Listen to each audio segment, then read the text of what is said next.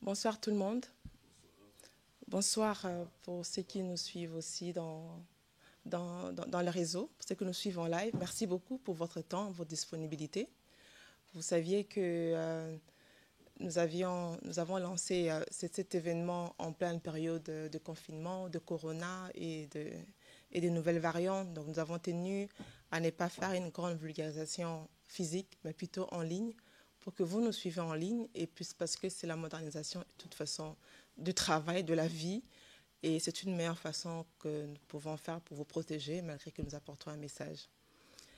Nous sommes ici aujourd'hui pour un message, plutôt un mouvement que nous voulons lancer, un mouvement citoyen qui est très important, qui est un mouvement qui concerne nos quotidiens, votre quotidien, notre quotidien, le quotidien de l'Afrique, le quotidien de l'Europe et le quotidien du monde, pourquoi pas. C'est l'immigration. Mais nous n'allons pas l'aborder dans un contexte qu'on a déjà entendu. Pourquoi encore l'immigration? Eh bien, parce que nous voulons parler non pas du commerce équitable aujourd'hui, mais de l'immigration équitable. Nous sommes un mouvement citoyen que nous voulons ici promouvoir l'immigration équitable. Pourquoi? Parce qu'il était temps que les Africains eux-mêmes en parlent.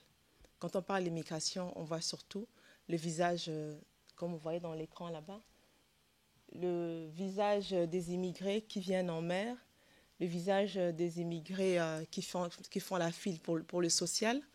Aujourd'hui, le cercle d'excellence et de réflexion intercontinentale que nous vous présentons aujourd'hui ramène un message clair pour une immigration équitable. Équitable veut dire simplement avoir une valeur ajoutée, autant pour le pays d'immigrés que pour le pays d'origine de l'immigré. Nous allons commencer d'abord par le côté africain. Évidemment, la charité bien ordonnée commence par soi-même. Nous sommes le cercle d'excellence et de réflexion intercontinentale, mais nous sommes aussi le cercle de réformateurs intègres du Congo, qui est un parti politique au Congo et qui prône sur l'entrepreneuriat de jeunes. Nous voulons aborder cette immigration en tant que mouvement, en tant que parti politique libéral, parce que nous sommes conscients des effets que l'immigration massive et illégale a sur les Européens. Et quand nous parlons européens ici, nous ne parlons pas que de blancs aux yeux bleus. Essayez de pardonner mon côté franc-parler. Je ne suis pas des stéréotypes, je n'ai pas de langage de bois quand il faut parler de problèmes quand ils se présentent.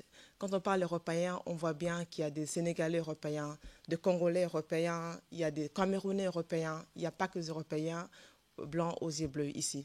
Donc quand nous parlons ici le mouvement d'immigration, on voit d'abord le côté africain. Pourquoi? Parce que nous voulons désormais que l'immigration ait une valeur ajoutée autant pour l'Europe quand les Africains viennent en Europe et autant pour les Africains quand les Européens vont en Afrique.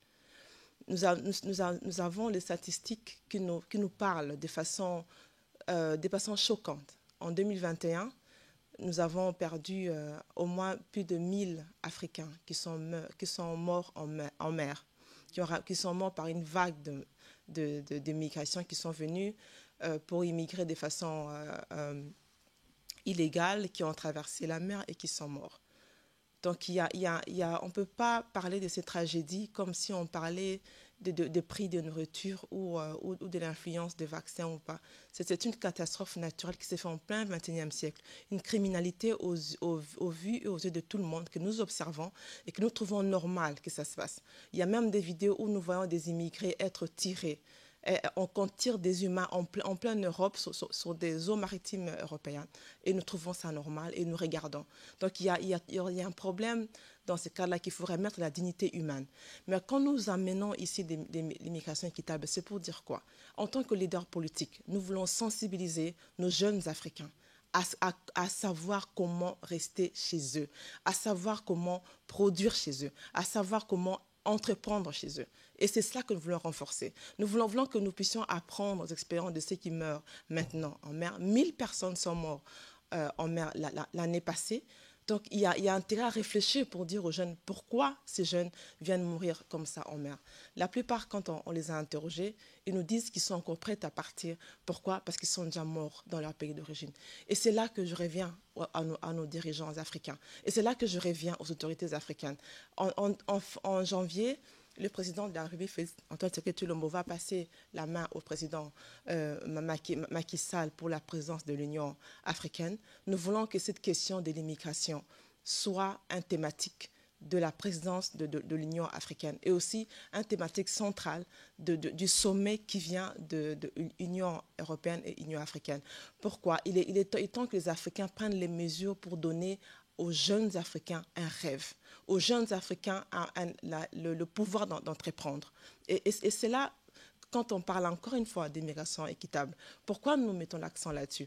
Parce que nous voudrions que cette stratégie d'aide au développement qu'on est en train de promouvoir maintenant se change au renforcement des capacités et à la création d'entreprises au niveau de l'Afrique. Et c'est comme ça qu'on peut essayer de donner un rêve aux jeunes Africains. Et puis ces jeunes Africains pourront eux-mêmes créer de l'emploi, eux-mêmes créer de la richesse et eux-mêmes faire circuler, créer un rêve africain et qui va permettre aux Africains de rester chez eux. Et ces rêves-là passent par l'innovation. Parce que nous disons que pour innover, pour entreprendre, il ne faut pas avoir des diplômes. Il faut juste avoir une idée. Il faut juste être déterminé à entreprendre et on peut entreprendre. Et pourquoi nous lançons ces mouvements ici en Europe? Pourquoi? Parce que nous considérons encore dans nos têtes, certains Africains, que l'Europe est la solution à nos questions, que l'Europe est l'Eldorado de demain, d'aujourd'hui et de demain. Mais nous vous disons que l'Eldorado maintenant, c'est l'Afrique. La destination du monde est en Afrique maintenant. Pourquoi? Parce que l'Afrique est ce qu'on appelle en anglais le game changer. L'Afrique va aider au changement, à la transition écologique. L'Afrique a les minerais dont le monde entier a besoin pour une transition écologique et nous ne sommes pas conscients de ça. Donc que nos dirigeants vraiment africains et que nos gouvernements et que la société civile puissent sensibiliser les jeunes à entreprendre chez eux. Au parti politique, par exemple, nous accompagnons des jeunes qui ne savent même pas lire ni écrire, mais qui ont des idées et qui apportent et nous pouvons les accompagner. Et ici, nous voulons sensibiliser encore un autre point à mettre à l'ordre du jour de ce sommet Union européenne, Union africaine pour lutter contre l'immigration massive et illégale en Europe. C'est aussi trouver comment le fonds d'accompagnement pour la bancarisation de projets des Africains. C'est ça le problème que nous avons. Les jeunes ont des projets, des idées, mais qui ne correspondent pas aux normes des financements européennes, qui ne correspondent pas aux normes qui ne répondent pas aux normes des banques européennes pour que vous ayez accès au crédit. Tant que les jeunes entrepreneurs n'auront pas accès au crédit sur des marchés financiers, sur des bourses qui sont encore jusqu'alors européens et américains et canadiens, nous devons penser à un système pour que ces jeunes-là qui entreprennent dans le recoin de leur ville, à Lomé, à Kinshasa, je ne sais pas, au Sénégal, en Côte d'Ivoire, que ces jeunes-là puissent entreprendre, avoir des idées et être accompagnés par des fonds et par des critères qui répondent aux conditions dans lesquelles ils vivent. Parce que les critères que nous donnons ici au niveau de l'Union européenne ne répondent pas aux conditions africaines. Donc, une immigration équitable doit tenir compte de tous ces éléments. Et l'immigration équitable, c'est encore quoi? C'est encore nous, Africains. C'est nous, jeunes, qui n'ont plus de rêve et que nous pensons qu'une fois vous n'avez plus de rêve, c'est l'autre qui doit mettre en œuvre votre rêve. Et je dis ça pourquoi? Parce que je prends maintenant, je vais porter plusieurs casquettes aujourd'hui, autant pour la partie africaine que la partie européenne, parce que nous devons être équitables. Équitable, ça vient de deux côtés. Je veux réfléchir en tant que jeune Européen. Aujourd'hui, j'ai terminé mes études en tant que jeune Européen. J'ai 20 ans, 21 ans. Je vais contribuer, je vais commencer à travailler à 22 ans, 23 ans. Je vais contribuer dans ma vie jusque pendant 30 ans de ma vie où j'ai contribué, j'ai payé, j'ai coupé mon salaire en deux pour que demain que j'ai une pension, pour que demain que j'ai accès au crédit, pour que demain que je puisse avoir une meilleure vie pour moi et pour mes enfants. Mais j'arrive à 70 ans, on me dit que voilà, nous devons diminuer votre pension parce qu'il y a sécurité sociale, parce qu'il y a un social à faire, parce qu'il faut accueillir ceux qui n'ont jamais travaillé, ceux qui n'ont jamais connu la difficulté que vous avez connue ici, dans le froid, dans le mal, pour qu'eux puissent en bénéficier. Ce sont des questions qu'on doit poser aux Africains. Est-ce que c'est ça que vous voulez donner aux autres comme rêve? Ça, ce n'est pas une valeur ajoutée pour le pays qui vous accueille. Les pays qui vous accueillent devra avoir une valeur ajoutée par rapport à votre présence. Et il est temps que les Africains en parlent. Parce que les Africains ici, et les Européens, les Africains ici que je parle, ce ne sont pas seulement les Africains qui ont né et grandi en Afrique, il y a des Africains ici qui sont nés et grandis ici, qui n'ont jamais connu l'Afrique, mais qui vivent, qui souffrent aussi de cette immigration illégale, que vos frères africains en souffrent aussi. Il y a des Africains ici qui parlent d'immigration, qui trouvent que c'est injuste quand à un visage blanc on parle d'immigration massive et illégale, mais ils ont des enfants ici qui vont à l'école, qui vont travailler ici, qui vont grandir ici, qui vont payer le poids de la sécurité sociale de l'immigration massive. Donc c'est quelque chose, c'est une peur que tout être humain, blanc ou noir, peut partager. Ce qui se passe ici, vous habitez Waterloo, vous habitez Uccle, vous habitez Ixelles, vous habitez, pour parler que de Bruxelles, et vous trouvez qu'à côté de vous, vous avez des filles, des garçons, on fait un camp de réfugiés, d'au moins 1000 réfugiés dans votre camp. Serez-vous vraiment en sécurité? Alors, ce sont des questions des faits, malheureusement, que nous, les Africains, je peux dire que nous, les Africains, le peau noire, doivent en parler. Encore désolé, ça va choquer certains, mais je suis africain, né à Kinshasa, grandi à Kinshasa, travaillé, je suis diplomate de carrière. Je peux parler librement de ces choses parce que je suis circuler le monde et garder l'Afrique en moi. Et être noir est une richesse. Donc si je fais la différence, ce n'est pas parce que je voudrais choquer ou je voudrais... où je voulais créer un buzz, je voudrais vraiment que nous puissions comprendre que le problème de l'immigration illégale et massive est un problème autant pour nous les Africains parce que nous mourrons en mer et autant pour les Européens qui vivent ici et que pour tous les Afro-Européens, si on peut le dire, qui vivent ici, qui auront sur la même peur de voir leur quartier, leur parc, leur vie, leurs écoles être envahis par des immigrants. Il faut qu'on se le dise. Alors, comment on peut résoudre ces problèmes? C'est encore une fois, on revient d'une façon équitable. C'est que l'on puisse créer de rêves africains, qu'on puisse créer de rêves pour les jeunes Africains chez nous, mais aussi pour les Européens. Et si je parle européen, je parle européen blanc, européen noir, qui quittent l'Europe pour aller investir en Afrique. Doivent avoir aussi un investissement équitable, doivent avoir des approches du win-win, du gagnant-gagnant. Le président africain en parle. Le président de la République démocratique du Congo, Félix-Antoine Tshisekedi, en a aussi parlé. Vous devez venir avec un esprit de créer l'emploi, avec un esprit d'avoir un investissement qui va créer de la richesse et cette richesse soit répartie de façon juste et équitable sur la population. Et si cet équilibre-là n'est pas pris en compte, je peux dire que le riche peut toujours fermer le mur comme il veut, le pauvre va toujours traverser. Il trouvera un moyen pour traverser. Donc, il est temps, plutôt que de mettre des murs, c'est plutôt de créer des passerelles, de créer des valeurs ajoutées, de créer une circulation qui sera bénéfique autant pour les Africains qui quittent et autant pour les Européens qui partent et autant pour les Européens qui investissent en Afrique et autant pour les Africains qui vont habiter ici. Nous amenons tout. Les Africains qui viennent amènent la culture. Ils amènent le sport, ils amènent le savoir-faire. La mixité est une richesse, mais seulement si on sait mieux l'exploiter.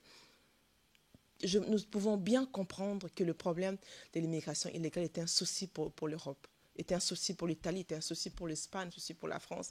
Nous comprenons cela et nous nous engageons. Nous voulons bien être là pour nous engager à sensibiliser au niveau de l'Afrique et à vous donner des stratégies pour des créations d'emplois et de rêves africains qui va contrecarrer cette vague de mort que nous connaissons maintenant. Voilà pourquoi, au sein même de Centre réformateur intègre du Congo, nous parlons de la vague bleue. Une vague bleue qui ramène des idées, une vague bleue qui ramène des opportunités, des rêves, une autre façon de penser pour que le jeune arrête de se donner la mort, mais plutôt ça se mettre dans un esprit de créativité, donner une valeur ajoutée en soi-même. C'est vraiment déplorable ce que nous voyons. Et à côté de la mer, il y a aussi l'esclavagisme. Et ça, nos frères africains du Nord, il y a encore beaucoup de travail à faire sur nos frères, nos mamans qui viennent en Afrique du Nord et qui sont retenus comme des esclaves pour travailler à leur merci. Tout ça se passe en plein XXIe siècle. Donc, il est temps vraiment que les dirigeants africains nous donnent des réponses claires. Il est temps que les gens européens changent leur politique de traité avec l'Afrique, que ça se base sur l'entrepreneuriat, la création des entreprises, la création des richesses et faciliter la circulation au sein de l'Europe aussi. Et c'est ça aussi la problématique. Si on fait de problématique des visas un problème, un mystère, n'importe qui veut découvrir un mystère. Mais si nous voulons ici parler de l'immigration équitable, c'est aussi avoir de directives claires et souples pour les Africains qui veulent venir contribuer avec valeur ajoutée en Europe, qui trouvent des réponses claires. Il y a des Africains qui veulent acheter en Europe, des Africains qui veulent investir en Europe, des Africains qui veulent avoir accès au marché européen, au niveau des études comme au niveau d'investissement financier, de l'immobilier européen. Mais il devait avoir des critères clairs pour que ces Africains aient facilement le visa et circulent et rentrent. Nous sommes un parti politique et un mouvement libéral. La liberté de circulation est un droit, même si ça reste encore, pour la plupart, pour le monde entier, un demi-droit. Voilà pourquoi nous souffrons. On a la liberté de quitter chez lui, mais on n'a pas la liberté d'entrer chez l'autre. La circulation, ça reste un demi-droit. Mais dans ce demi-droit, on peut trouver des critères qui peuvent permettre aux Africains qui veulent circuler de venir en Europe facilement, arrêter le mystère autour des visas. Et c'est ça qui tue, c'est ça qui crée, je crois, l'envie, la détermination, le fait de le faire à tout prix. Les gens vendent des maisons, les gens vendent tout pour venir en Europe, alors que l'Europe ne donne pas le rêve que les Africains veulent vraiment. C'est ce que les Africains doivent mettre en place, c'est la politique de création d'emplois, c'est l'entrepreneuriat, c'est l'économie locale, c'est la transformation locale de leurs minerais. C'est toute cette politique-là qui peut amener à transformer l'Afrique. On ne peut pas comprendre que nous avons eu une coopération pendant plus de 60 ans avec les pays les plus riches du monde pour n'aboutir à rien au niveau local. Il y a quelque chose qui ne va pas des deux côtés. Quelque chose qui ne va pas des deux côtés. Donc, il y a toute une politique à changer au niveau de la création d'emplois et au niveau des rêves africains. Aujourd'hui, ce sont ces immigrés-là. Demain, ça sera ces jeunes Africains qui n'ont pas de rêves, qui n'ont pas d'issue, qui vivent dans des conditions de guerre, pour parler du Congo, qui évolue à l'est du pays, qui n'ont connu que 20 ans de guerre. C'est eux qui seront vos interlocuteurs directs, l'interlocuteur de vos enfants. Et ce n'est pas ça le monde que vous voulez, vous, Européens, laisser aujourd'hui. Et ce n'est pas ça le monde que l'Afrique veut avoir demain non plus. Donc, il y a une ligne de conduite que nous devons faire pour que nous puissions changer ces choses. Alors, si nous lançons aujourd'hui l'immigration équitable, nous voulons vraiment, au-delà du commerce équitable, au-delà de tout ça, d'avoir une immigration qui a une valeur ajoutée, autant pour les pays d'origine de l'immigré que le pays d'accueil où l'immigré a choisi d'aller circuler. Encore une fois, nous voulons bien stigmatiser le fait nous sommes prêts à sensibiliser au niveau de l'Afrique, se sensibiliser durant la présidence de l'Union africaine avec le Sénégal sur cette question, cette thématique de l'immigration équitable. Et nous voulons aussi travailler ensemble avec les institutions européennes pour que nous puissions trouver comment la stratégie directe, précise, pour que cet entrepreneuriat arrête d'être un slogan. Nous savons que des mesures ont pris, des mesures sont en train d'être prises, mais il y a toujours ici en Europe un bon gap, comme on dit, un espace énorme entre le fonds européen qu'on déclare pour renforcer autant la capacité d'institutions publiques, autant l'entrepreneuriat de jeunes, et ce qui est réellement arrivé dans la poche, dans le compte en banque de l'entrepreneur qui attend avec son projet pour entreprendre. Alors, comment on peut essayer essayer de changer cette donnée-là, cette réalité?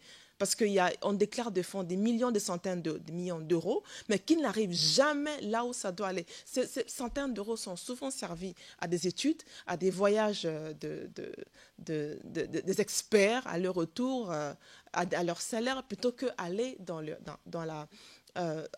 aller directement là où il y a le besoin. C'est ce qu'on appelle en anglais direct hit. Où est-ce que l'aide va directement? Combien va directement à la poche de la maman, à la bouche de la maman qui a faim? Donc, et dans ce cas-là, c'est avec des institutions, avec des partenaires comme nous, comme ce think tank qui est là pour vous aider à aller directement en source, là où le besoin y a et comment est-ce qu'on peut remédier. Et ça, nous voulons bien travailler avec vous là-dedans. Donc, voici cette thématique-là que nous allons lancer. C'était un lancement. Il y a beaucoup, comme vous avez entendu. Nous ne voulons pas non plus trop aborder en même temps dans l'immigration. Simplement, nous voulons qu'il y ait une attention particulière sur la création d'emplois, l'entrepreneuriat en Afrique, et qu'il y ait une attention particulière sur la sensibilisation. Et il est temps que les Africains eux-mêmes en parlent. Et tant que les Africains eux-mêmes en parlent, parce que c'est nous qui souffrons en fait un peu plus de ça, mourir en mer et souffrir en même temps dans notre propre pays. Donc il est temps qu'on puisse parler de ça autrement et qu'il y ait une sorte de stratégie pour le transfert de technologie, stratégie pour un investissement équitable, stratégie pour la sensibilisation et surtout la sensibilisation au niveau de l'Afrique pour que les jeunes comprennent qu'ils ne sont pas faits pour aller mourir en mer et qu'ils ont une valeur ajoutée dans ces mondes, dans leur pays et qu'il suffit de réfléchir autrement, on pourra y arriver.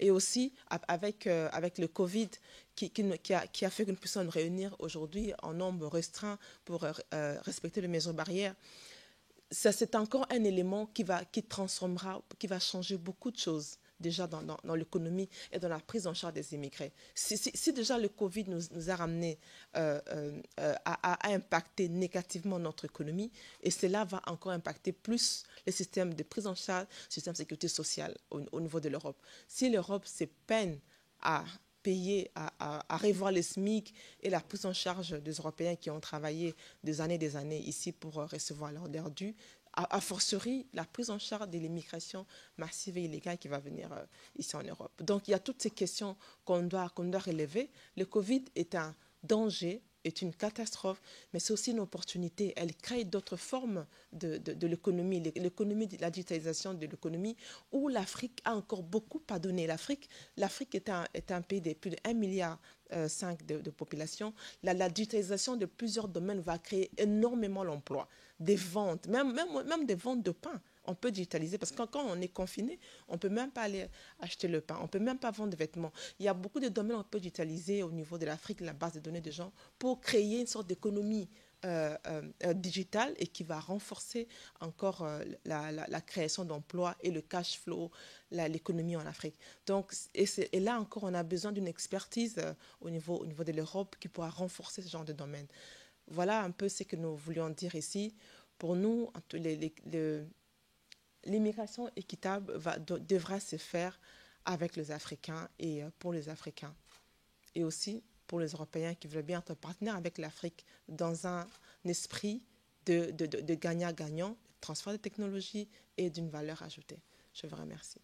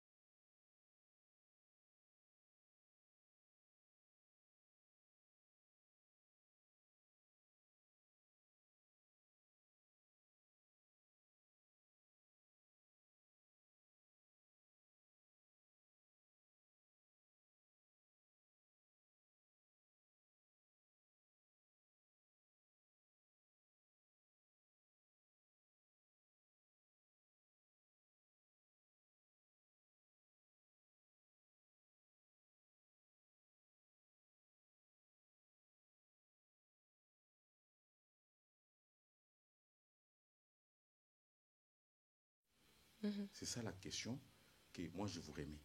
Hein? Comment faire maintenant pour arriver à cette faisabilité-là? Tout a été bien dit. C'est vraiment magistral. Je suis très content par rapport à cette conférence. Ça, moi, je laisse la parole appliquer d'autres. Mais c'est comment maintenant passer de ces problèmes à la faisabilité? C'est ça la question que moi je pose ce soir. Merci beaucoup. La faisabilité, elle est simple. Moi, j'ai toujours dit, ce sont les choses simples qui sont compliquées à mettre en œuvre, malheureusement. Nous, au Centre réformateur intègre du Congo, nous avons un slogan, c'est que nous ne voulons pas de changement. Nous sommes le changement. On ne peut être que ce qu'on demande à l'autre, on doit l'être soi-même.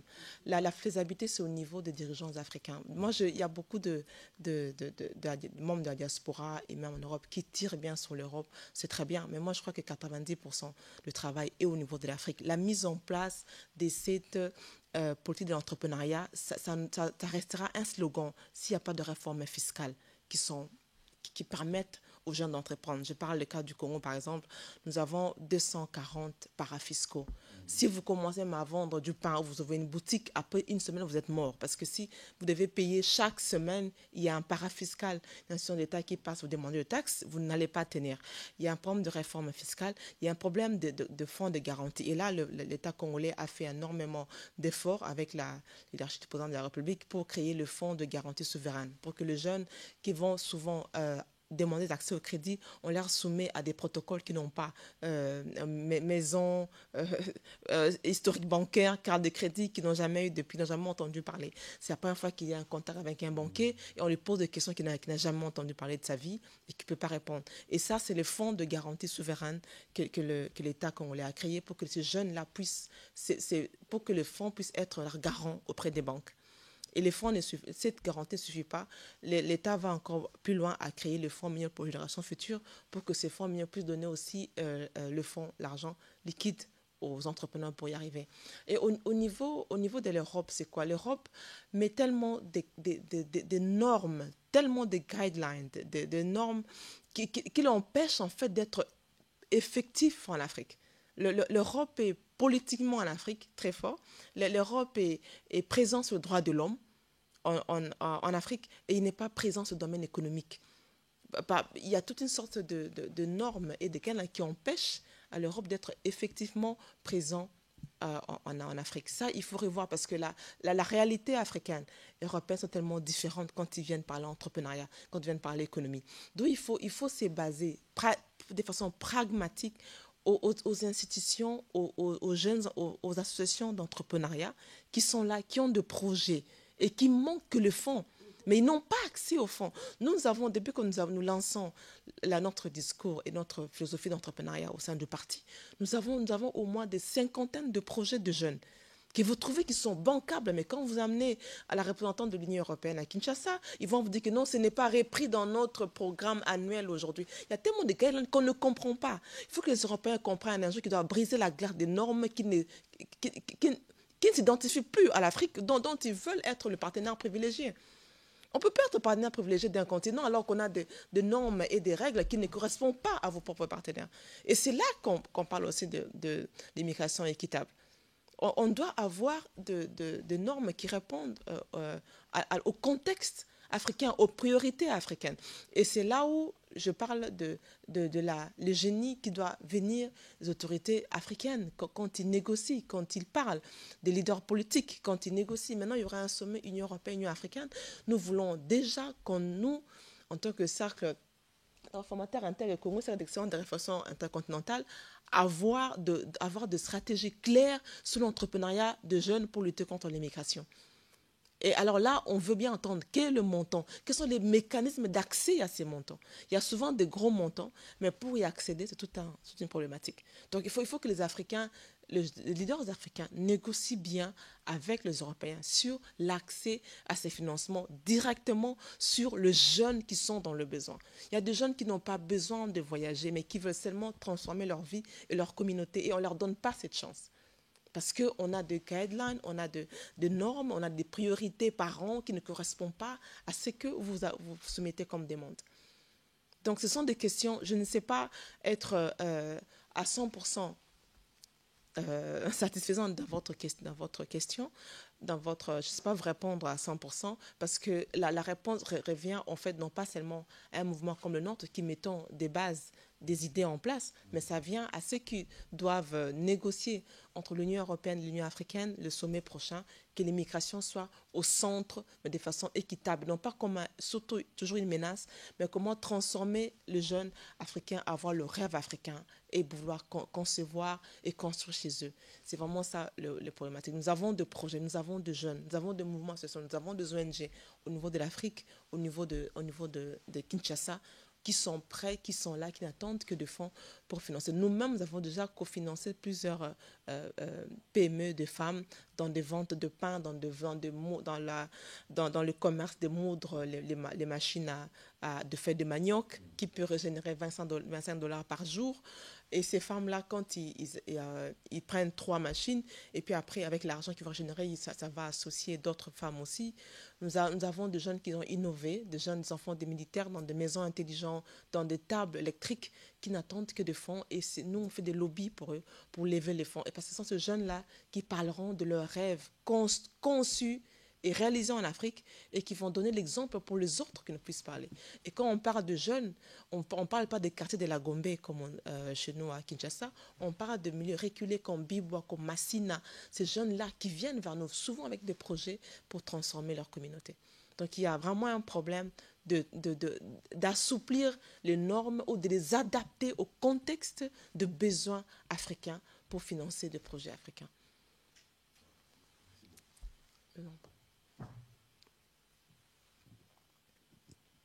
Oui, merci beaucoup. Je pense que vous avez abordé un des points essentiels et aussi pour enchérir sur la réflexion de notre ami qui l'a posé.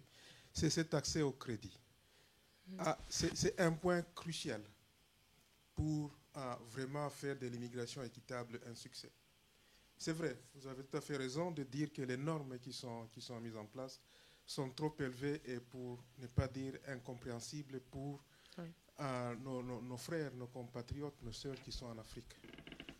Quelqu'un qui n'a jamais vu un cas de crédit, quelqu'un qui n'a pas de maison, vous lui demandez de mettre en gage un bien non, ça, c'est pas possible. Donc, moi, je pense que la façon d'y aller, puisque le monsieur a bien dit que ça fait des années que ces questions reviennent, mais on ne trouve jamais de solution concrète. Une des façons, pour moi, c'est profiter de ce sommet qui vient, je pense le mois prochain, Europe-Afrique, mettre ce point-là à l'agenda de façon à créer une plateforme qui va gérer cette question de crédit pour l'Afrique, pas uniquement le Congo, mais pour l'Afrique en général. Donc ça doit être une plateforme mixte des Africains et des Européens qui vont se regrouper, qui au final, ce crédit-là, cet argent, j'ai entendu que c'est quelques milliards qu'on va mettre à l'Afrique, au lieu de l'utiliser pour faire du bilatéral, et on sait comment ça finit, non, avoir cette plateforme-là qui va vraiment gérer cet argent-là de façon vraiment éthique, avec une bonne gouvernance, selon les nécessités et la compréhension de l'Afrique, et pouvoir donner accès à ce crédit aux jeunes qui sont là, aux jeunes qui meurent en mer, aux jeunes qui ont des idées et qui ne leur demandent que ça. Il y en a qui ne demandent que 1 000, 2 000, 3 000, 4 000 ou 10 000 euros pour se faire, avec des critères très simples et aussi un accompagnement. Il faut les accompagner parce qu'il y a toute une structure en place pour réussir un entrepreneuriat, mais aussi qu'ils comprennent que voilà, il y a aussi qui doivent rembourser.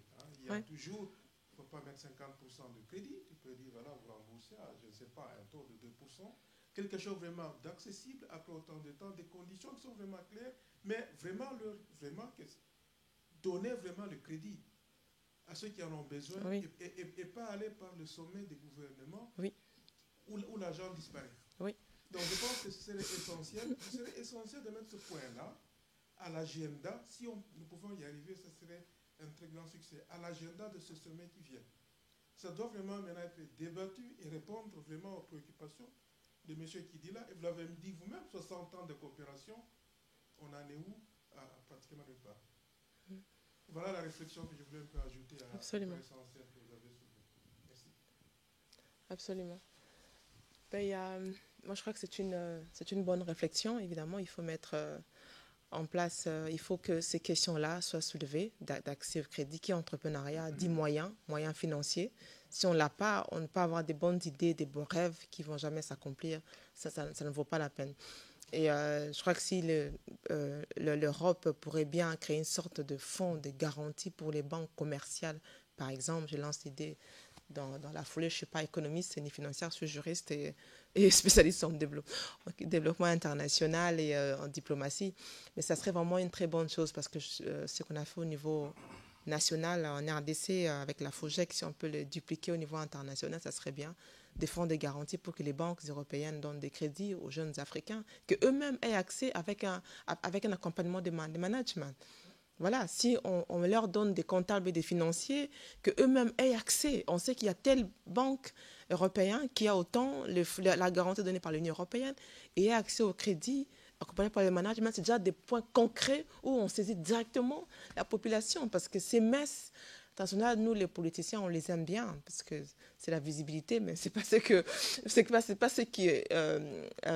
qui donne vraiment la réponse au citoyen qui est assis dans son fin fond, qui vous regarde et qui demain il aura quoi de ces sommets. Et c'est ça qui est très important. Et voilà pourquoi nous, au sein du parti, il faudra aussi que les leaders politiques comme nous sommes un parti allié au parti au pouvoir en RDC, à l'UDPS, dans le président de la République, nous devons avoir ces discours-là, devons avoir des discours francs, ces discours critiques et d'analyse sur des choses et comment apporter des solutions à des problèmes clés de la population. Plutôt que de rester dans les sondages et dans les lavages de cerveau de jeunes, il est temps que le parti politique donne des réponses concrètes à leurs militants. Et c'est ce que nous, c'est des réformateurs intègres, nous faisons déjà à Kinshasa par ces programmes d'entrepreneuriat et d'accompagnement de jeunes et des femmes qui sont la plupart majoritaires en Afrique, mais la partie la plus marginalisée de l'Afrique. Donc nous travaillons avec eux au quotidien pour que nous puissions être une solution pour eux et avec l'aide de tout le monde.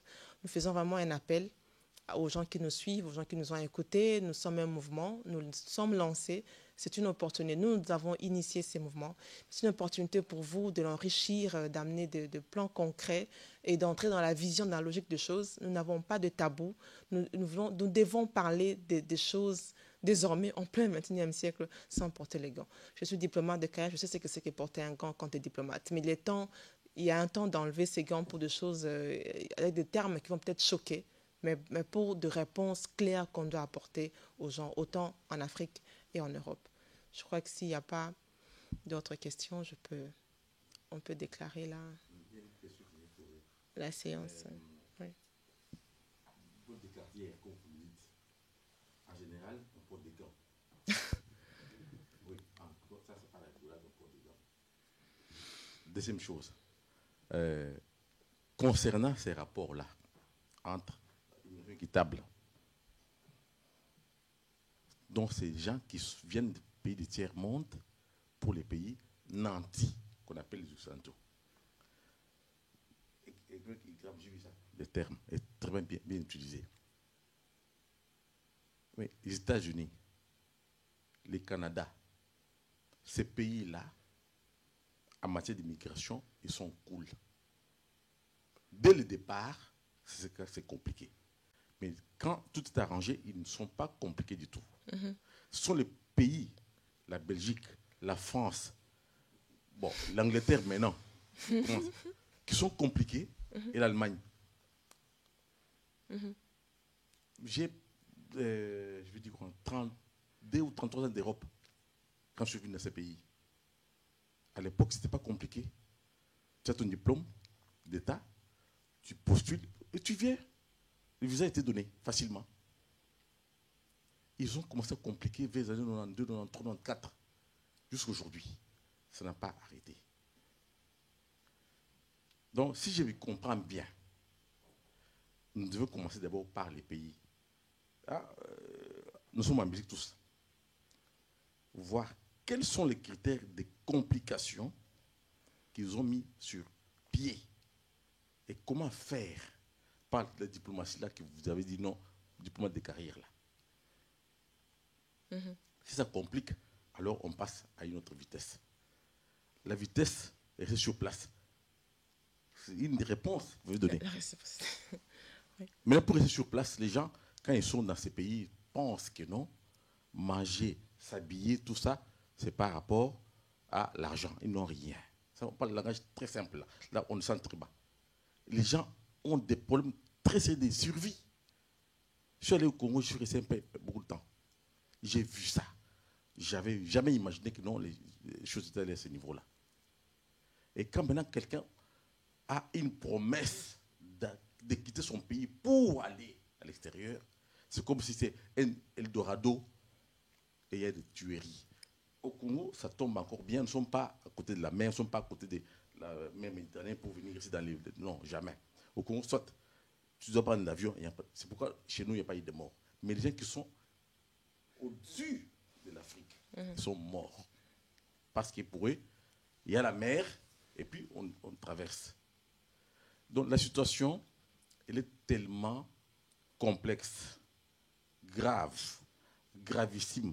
Je peux encore ajouter un autre mot, mais je ne sais pas. Oui, il n'y a pas de mots. Oui, pour expliquer. Moi, je pense que nos chefs d'État, de façon généralisée, n'ont pas pris la mesure de la situation. Pas d'aujourd'hui, depuis des années. Maintenant, au niveau associatif de ce qu'on fait ici, oui, on peut avoir des solutions, mais ce sont des solutions très minimes. Il faut une solution politique. Des choses simples. Aider les jeunes à s'en sortir, à investir, à avoir des... Oui, ça, on peut le faire. Ça, c'est quelque chose qu'on peut faire facilement. Mais sur le plan international, nos chefs d'État n'ont pas pris la mesure de la situation. Pas ce que nous avons depuis des années. J'étais encore en train de voir il y a 2-3 jours Omar Bongo, vivant, il est déjà mort. Il parle de ce même problème-là. Omar Bongo, le président du Gabon. Je dis, ah bon?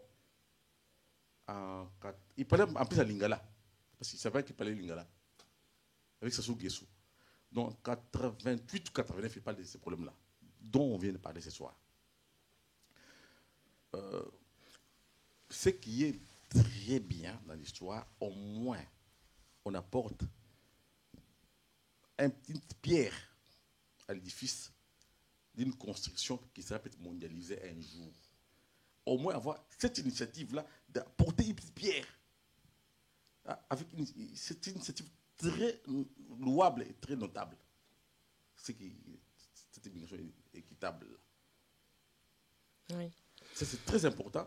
Maintenant, il faut aller lentement vers les gens qui ont le pouvoir à un moment pour essayer d'avoir une influence mondialisée. Mais par contre, les petites choses concernant les jeunes, oui, ça il faut le faire. Une bonne communication, une bonne information, que les gens comprennent que non, l'Europe n'est pas un réseau comme vous le pensez. Moi, je suis arrivé dans ce pays ici. Je me suis encore une fois, ça m'a fait rire. Pendant l'été, à l'époque, en 94, quand tu es de peau noire, pour avoir un job, même au GB, tout ce que font maintenant, il n'y avait pas ça. Ils sont allés faire des bilangas. Ma fille, tu connais l'histoire là? Les bilangas. Tu vois les bilangas, c'est quoi les choses? Et c'était grave. Ouais, t'inquiète. Mais c'était grave. Donc, déjà à l'époque, il y avait déjà ce problème-là. Mais j'étais venu ici pour étudier, je n'étais pas venu pour autre chose. C'est différent. Maintenant, ceux qui sont là-bas, ils n'ont pas compris que non, quand vous venez ici, il y aura une difficulté d'abord administrative pour les papiers, il y aura une difficulté des revenus qui peut s'imposer, et c'est très grave. Ouais, vous avez soulevé plusieurs, sans vous couper la parole. Maintenant, je vais finir cette histoire-là. Donc, l'histoire des immigrations équitables est tellement... C'est un gros dossier. Ça, c'est un gros dossier. Hein? Non, c'est vraiment un gros dossier. C'est un dossier mondial, là. C'est un dossier mondial. Ce n'est pas un dossier à rigoler avec. C'est un dossier très mondial. Alors, il faut commencer par des petites initiatives qui seront extrapolées au niveau maintenant national et international. D'abord, faire un truc au niveau national qui donne ses preuves extrapoler au niveau international. Et là, ça serait quelque chose de compris. C'est vraiment quelque chose de... C'est pas la rigolade. Donc, moi, je pense que ce soir, en tout cas, c'était une belle soirée. Moi, je suis content. Merci beaucoup, professeur. Effectivement, vous avez soulevé d'autres points. Vous avez 1 heure, c'est pas beaucoup pour qu'on puisse pas aborder toutes les questions de l'immigration. C'était un grand dossier, comme vous l'avez dit, qu'il faut vraiment qu'on y aille avec le plus sérieux possible. Nous remercions votre patience et votre présence ici, ainsi que ceux qui nous suivent en ligne pour cette question qui nous concerne tous, qui concerne le futur de nos enfants et les générations à venir. Le problème que vous avez, j'ai épinglé quelques problème ici que vous avez soulevé quand vous parlez de la démarche des Africains. Vous devez aussi comprendre que quand on parle de l'immigration équitable, c'est aussi entre Africains. Moi, je crois que la première fois que moi j'ai marché en Europe, c'était pour les réfugiés congolais qu'on avait refoulés en Angola, comme des animaux qui n'avaient aucune humanité derrière cette problématique. Donc, si nous voulons aussi que l'Europe nous traite de façon équitable comme partenaire, nous devons aussi en Afrique se traiter de façon équitable entre nous, Africains. Je crois que c'est aussi un problème que l'Union africaine devra soulever. Je sais que le président de la République du Congo a mis le thème de ramener l'Afrique aux Africains pendant son mandat de l'Union africaine. Effectivement, c'était par rapport à ça, parce que l'Afrique n'est même pas aux Africains eux-mêmes. Alors, comment voulez-vous l'arracher contre les autres pays dans le monde qui vous pensez vous exploiter? Donc, nous devons avoir au sein de les guerres que nous vivons en RDC, parce que vous avez soulevé les problématiques des guerres, ce sont des guerres qui sont des guerres régionales aussi. Il y a un aspect, dimension régionale énorme où on se bat entre Africains. Le RDC est le pays qui a connu virtuellement la guerre africaine, avec plusieurs pays qui sont battus chez nous. Donc, nous avons toujours cette facilité de pointer le doigt à l'autre, que nous-mêmes, on doit faire le travail interne. Comme vous l'avez dit, le travail doit venir de l'intérieur. Quand on parle de l'entrepreneuriat, il ne faut pas que ce soit un slogan au niveau interne. Voilà pourquoi CRIC a soulevé des points très importants comme le réforme, comme l'accès au crédit, comme les changements. Moi, j'ai dit au ministre des Finances au Congo que si vous ne réformez pas la loi fiscale, il a présenté un projet de loi fiscale que nous allons tous l'exploiter, on verra comment ça va évoluer. Si vous ne supprimez pas les parafiscaux, un parafiscal forfaitaire, comme le voisin rwandais les fait, par exemple, nous n'aurons pas d'entrepreneuriat. C'est une question de logique. C'est une question de 1 plus 1 égale 2. Il n'y a pas de réforme fiscale, il n'y aura pas d'entrepreneuriat, même si on met les fonds.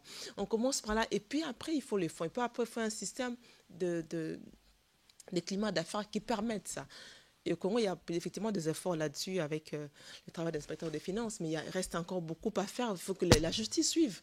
Quand l'inspection des finances travaille, par exemple, la justice ne suit pas. Il y a tout un travail à faire là-dessus pour l'entrepreneuriat de jeunes, que ce soit effectif. Mais ici, dans l'immigration équitable, c'est vraiment que saisir l'opportunité du sommet Union européenne, Union africaine, qui va se passer dans un moment très crucial comme la pandémie, dans un moment crucial de passation de pouvoir entre la passation de la présence de l'Union africaine entre le président Macky Sall et le président Félix-Antoine Tshisekedi, ça sera le moment vraiment qu'ils puissent mettre en œuvre, targeter cet aspect des crédits, d'accès au crédit des entreprises africaines, des innovateurs africains, et aussi vraiment cette question d'entrepreneuriat de façon concrète, parce que ça n'allait pas. Mais nous avons aussi soulevé un problème que nous n'avons pas soulevé, c'est un problème de racisme ici au niveau local pour nos jeunes afro-européens, si on peut les appeler comme ça, qui sont nés ici, grandis ici, qui ont étudié ici, qui n'ont pas la même chance que les européens. Donc il y a une question de racisme ici qu'on doit aussi régler, qu'on doit donner l'accès, l'égalité de chances à tout le monde pour avoir l'accès à l'emploi équitable, avoir le boulot et entreprendre et évoluer. Aussi ici en Europe, il y a le même problème. Donc nous ne voulons pas non plus aller dans tous ces domaines de l'immigration. Nous voulons vraiment ici d'abord donner un rêve africain. C'est ça vraiment l'immigration équitable. Donner un rêve africain et puis répondre aux préoccupations européennes sur l'immigration massive et illégale en Europe, qui est aussi une tare pour les Européens ici en Europe. Donc voilà, ce sont des questions-là qu'on doit évidemment aborder. On est là, une structure comme la nôtre, elle est bien implantée à Kinshasa, il y a des réseaux, des ramifications au niveau de l'Afrique, au niveau de Kinshasa, et nous pouvons vraiment aider à targeter des projets, des institutions clés avec qui nous pouvons travailler pour répondre aux besoins directs. On insiste les besoins directs de jeunes. Parce que ces fonds, on entend, on ne le voit jamais. Alors, il est temps qu'on le voie pratiquement et qu'il y ait des champions. Je veux vraiment lancer un défi au sommet Union européenne, Union africaine, inviter aussi tous ces entrepreneurs déjà là qui ont été financés par le projet européen, qui viennent parler. Promenez avec des champions, montrez quelque chose, que vous avez fait quelque chose. N'aimez pas que ce sommet ne soit plus le sommet des discours et des chefs d'État. On en a déjà entendu parler. Je n'ai rien contre, je soutiens le président de la République du Congo, c'est un parti allié au pouvoir, je suis leader politique. Donc, je n'ai rien contre le politicien, mais je veux bien que cette messe soit accompagnée de projets concrets et des bilans concrets. Promenez-nous des champions africains ou des champions qui sont rentrés, que vous avez aidés à retourner au pays, qui ont réussi par votre appui.